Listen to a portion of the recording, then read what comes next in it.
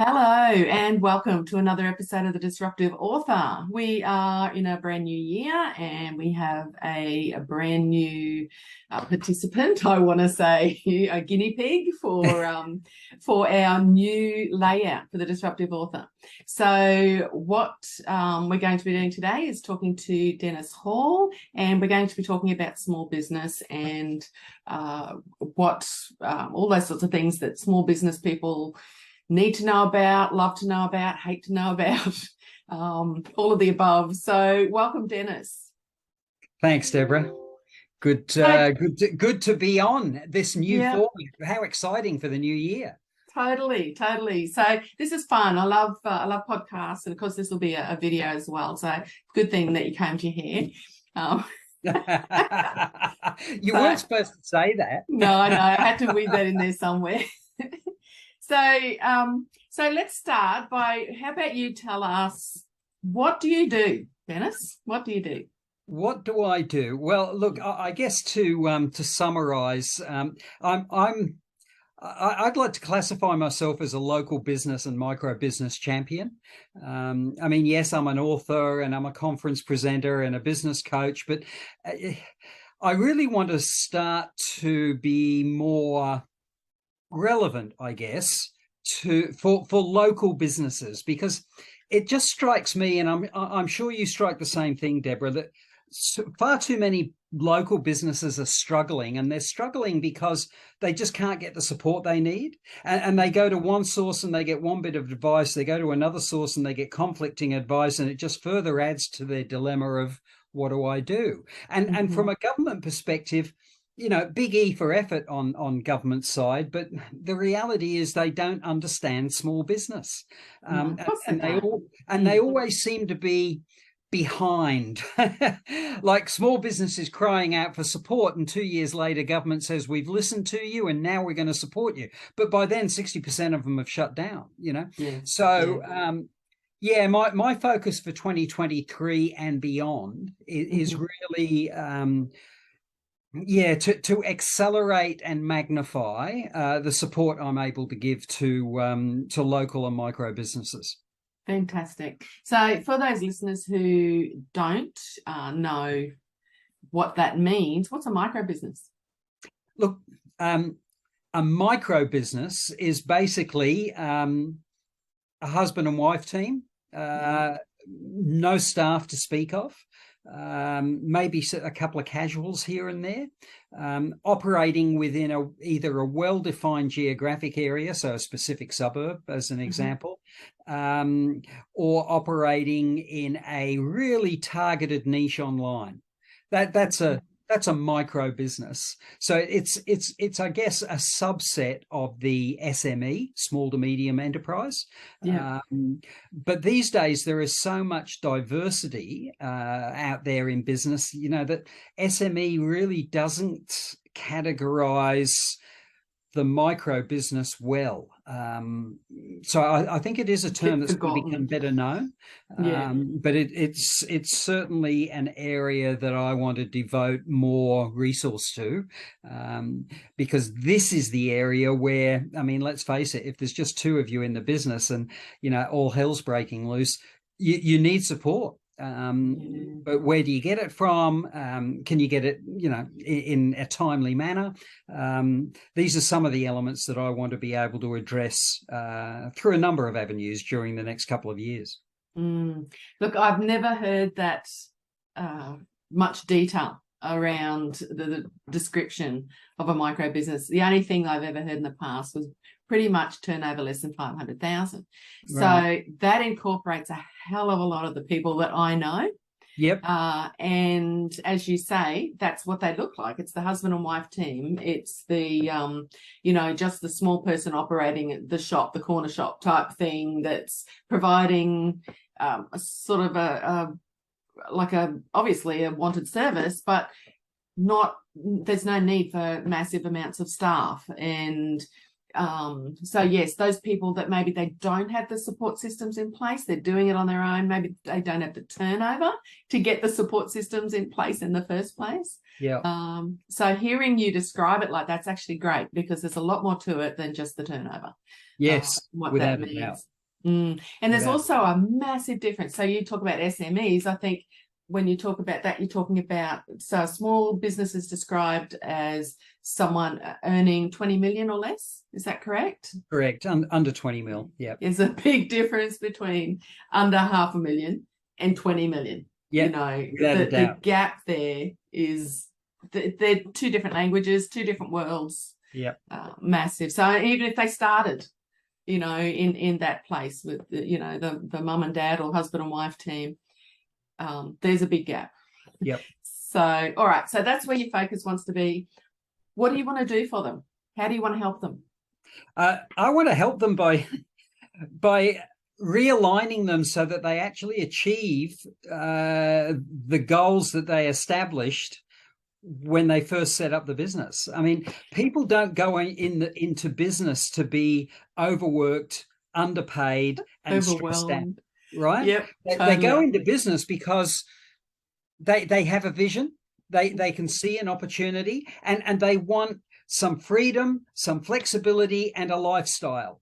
And they don't achieve any of those things because the reality of the business prevents them from achieving those things, and the structure that they've probably set the business up in works against them being able to achieve that. I mean, you mentioned, you know, a husband and wife team in a retail outlet.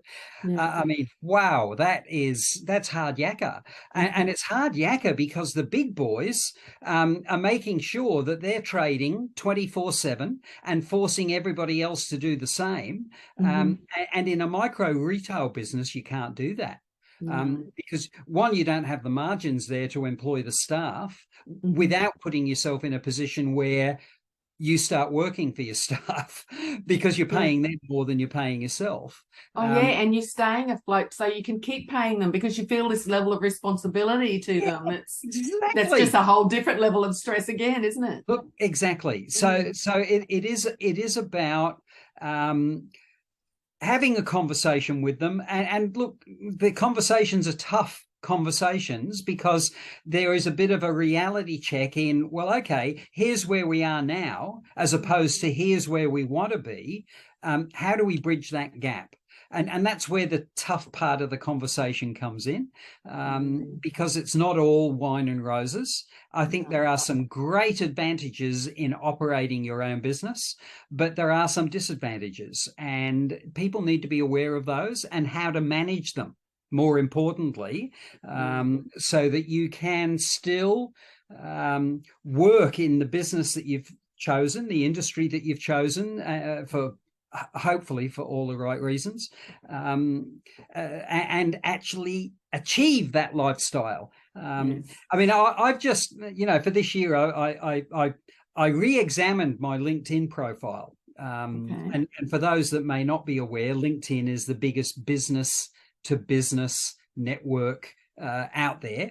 I'm loving it at the moment. I think it's and a great platform. That's my space. I'm in to business. You know, I do business with businesses. I don't do business with, you know, the average Joe general public consumer, right? No. So I've slightly refocused my LinkedIn profile, and out of that came 3 specific streams, or in terms of who do I want to talk to, who do I want to be in a position to best support, and the first of those are those local and micro businesses, and as the catchphrase or the headline, I've got on my LinkedIn profile, if you're working more than 25 hours a week in your business, you're doing it wrong, and you're not going to achieve lifestyle balance if you're working 80 hours a week and more. Now, I'm not saying that if you're working 80 hours a week or more, you're doing it wrong. What I'm saying is you can do it in 25 hours or less, but you've got to make some different choices in order. And it's about the choices, isn't it? If you're working 80 hours because you have to, you're not in control. Your business is. But if you Correct. can work 25 hours and you choose to work extra, that's a whole different ballgame. Most definitely. I Yeah. mean, my wife often smiles at me because I've been semi-retired for 5 years, 7 years now. Yeah. Wow, 7 years, which basically means that I work on what I love working on. Yeah. And she says, well, she keeps saying to me, when are you going to slow down? Yeah. And Yeah. especially when I shared with her my plans for the next 3 years. But it's so Um, much fun, isn't it? It's so but much yeah, that's fun the being reality. in this space. Yeah. When you've got the right structure Yeah. and you're working at something you love, it's no longer an effort.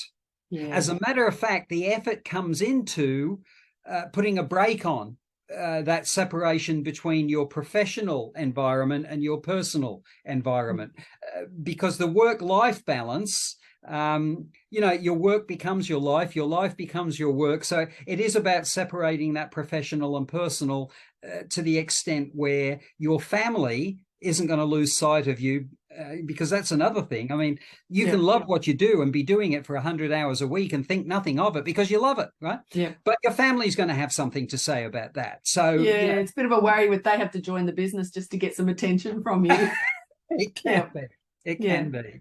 Yeah. So, yeah, that's as I say, that's one of the key things on my LinkedIn profile. And then second to that, I put, look, if you're working in a job that you hate, and there's a lot of people out there, Deb, as you would well know, that have been working 5, 6, and 7 years and longer in a profession, in a job that they despise. Oh, yes. But Yeah. they've got one eye on the job and the other eye on that R word, the retirement word, and they're Yeah. thinking to themselves, yeah, just another 5 years, just another 4 years, and it's the wrong way to be doing it, because the damage that you're doing both to your relationships and your own health in Mm-hmm. working for extended periods in an environment that you hate, imagine Yeah. the stress of that, Awful. is not good. Is Mm-hmm. not good. And that's why, shameless plug. That's why I wrote that my book, which you're Yeah. aware of. If Tell us 70 the is the name of new it. Yeah, if 70 is the new 50, when do I get to retire? What a great name for a Well, book. I mean, it is all about saying to people, listen, you don't have to wait to until a government prescribed date to be Mm. able to retire. Mm-hmm. And the book is all about showing people how they can retire up to 10 years earlier than they thought they could, Um, Fantastic. and I've had a lot of feedback on the content of the book and the title especially, because us baby boomers identify with that. Oh Yes. yeah, that's exactly my. Yeah. When am I going to get to retire? But Mm. as I said before, when you work at something you love, you don't need to retire. You No. just need to reshape a few things. That's all. Yeah. So it's. Yeah, I think the next couple of years, from my perspective, are going to be very, very interesting. I can't wait to see how that unfolds, because I just love hanging around with you, because you just have so much knowledge and so much to share, and you're very generous with your time and with what you know. So I'll be happily just following along behind, picking up whatever I can, wherever I can, and just being grateful for the opportunity. So tell me, what exactly is, so there's a lot of people that want to help people in small business, right? Yep. Because essentially that's what you're talking about. You want to help those people, and you've got your different reasons and your different approach. What is it exactly that is different about you? So why would someone work with you and not work with just a general business coach? Yeah, look, I think why would they work with me? Look, because there's only one of me. I am pretty unique. And look, anybody can say that. But the bottom line is that I'm very down to earth. I call a spade, but I'm also very much aware that sometimes you have to wrap the spade in a little bit of cotton wool, because the reality is you're dealing with people's lives, and to turn around to somebody and say, look, mate, you got it all wrong, or I'm sorry, madam, but you're going to have to give that up because it's just not going to work for you. I'm dealing with adults, and adults don't need to be treated with kid gloves, but you do need to respect them. So I guess Why would you deal with me? Because not only are you going to get access to the knowledge and experience that I represent, and you can see what that looks like on my LinkedIn profile, but you're going to get all of that in a mutually respectful environment. Mm. I'm no smarter than anyone else out there. I don't occupy a position of privilege and consider myself to be a level above. Unfortunately, I think there are a lot of experts out there that look down their noses, and the smaller the business is, the more they look down on it. Oh my God. Yeah, that's a bit sad. It's terrible. Mm. It is terrible, and unfortunately, there's way too many people out there that are promoted as gurus, but they really aren't. No. And they try to show everybody that the way they do things works because it worked for them.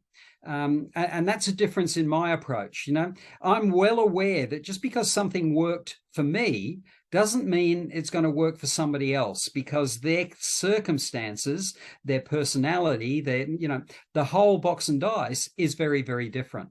So it's about maintaining an open mind, and some flexibility in terms of the approaches and conversations that you have. And one of the things that I'm very, very insistent on is that I don't work with anyone until we've had a one-on-one, either online or face-to-face, 45-minute conversation about where they're at and where they want to be. Because without that conversation, I don't know enough about them and they don't know enough about me to be able to establish any sort of relationship at all. So you might not actually be a good fit for everybody. Exactly.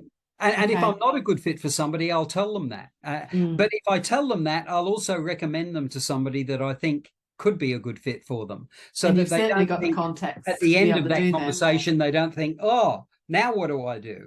Yeah, no one can help me. So at the end of that 45 minutes, Deb, they will either know that I can help them and be confident in my ability to do that, or they will have a list of 2 or 3 people that they can have an additional conversation with, to explore whether they might be a better fit than I am.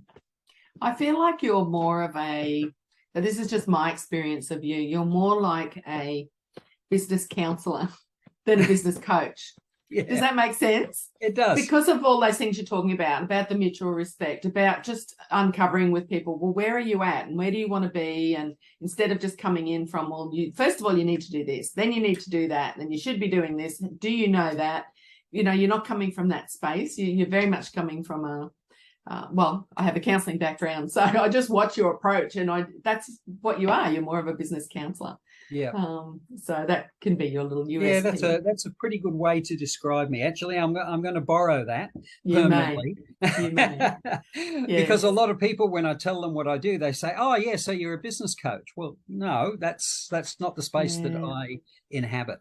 Yeah. Look, there are lots of business coaches, and there's it's important to have a coach in whatever you're doing. I think if you want to grow, it's good to have someone to help you, to guide you. But I think people have, and correct me if you think I'm wrong, but I feel like people have a predisposed idea of what a business coach is and what they do, and that actually, like when I think about applying that to you, that would actually stop people maybe from working with you, because they aren't aware of what they could get from the relationship with you, if that makes sense. Yep, most definitely. Yeah, so it's not a good term, even though it does cover what business coaches do. It's really not a good term anymore. No, sadly. It's sadly, yeah. No, you're right there. All right, so how would you sum up how I think we've really sort of covered this, so I'm asking you more for a summary on how you are disruptive and how you're disrupting the coaching space. Yeah, look, in terms of my disruptive impact, I really want to give local and micro businesses the opportunity to beat big business at their own game. Wow, that's we, a big ask. We live in amazing times, and whilst there are a lot of challenges for all businesses, I have no doubt there are a lot of local and micro businesses out there that think that these times disadvantage them. Nothing could be further from the truth, because the reality is, if you are agile and you can act quickly and responsibly, you are light years ahead of most SMEs and big businesses out there, because they cannot act quickly. They can't. A local micro business can respond to its community almost instantly. Name me a big business that does that. Most big businesses, the complaint that they get from their customers is, you don't listen to me. I've got this problem and you keep putting me in circles, or I'm on the phone to the Philippines, or I'm on the phone to wherever, and they haven't got a clue. What they want. The systems don't work. Takes them forever to change their systems.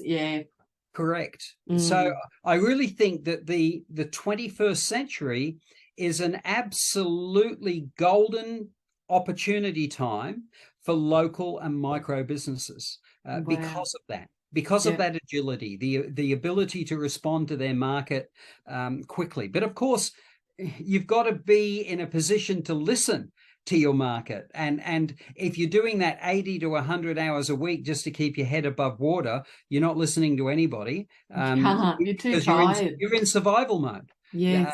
It's just, the next day, the next day, the next day. So there are obviously some processes, some tips and tricks that you need to have up your sleeve in order to embed that agility into your business. But once you do that, you can run rings around just about everybody. And I guess that's my disruptive claim, to show micro and local businesses how to beat their competitors to the point where competition is no longer relevant.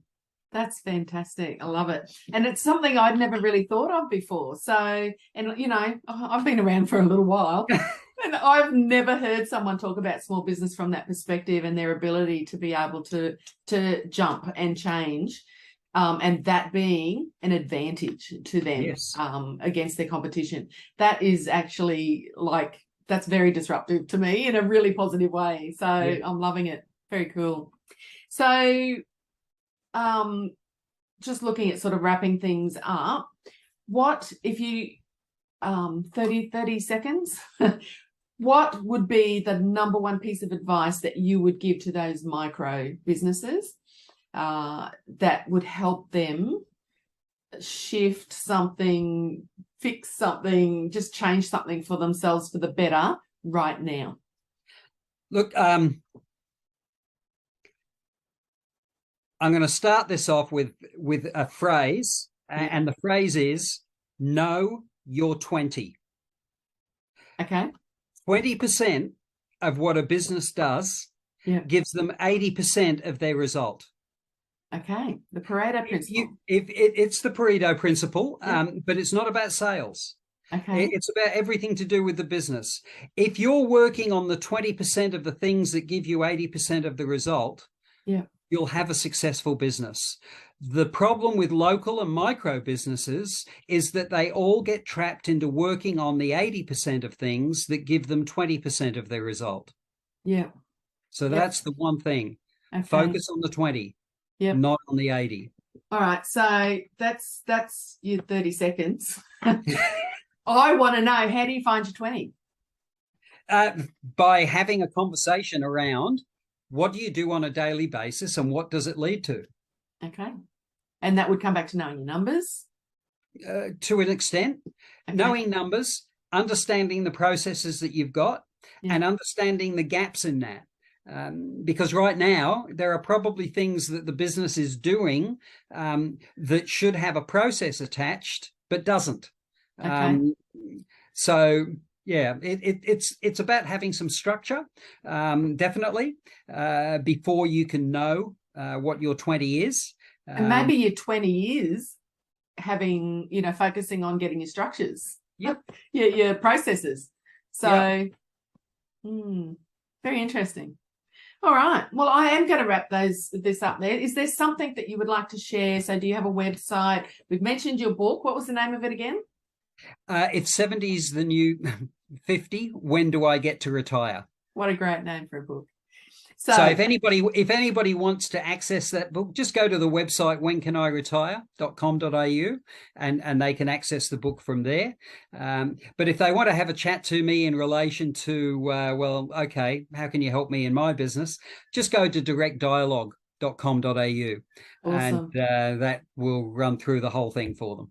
Fantastic. It's very exciting. Love talking to you always, Dennis. Always learn something from you, and I'm looking forward to learning more from you over the year as we hang out at BX for anyone who's listening. BX Networking, great networking opportunities there.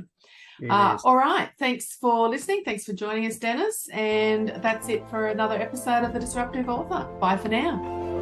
Thanks, Ed.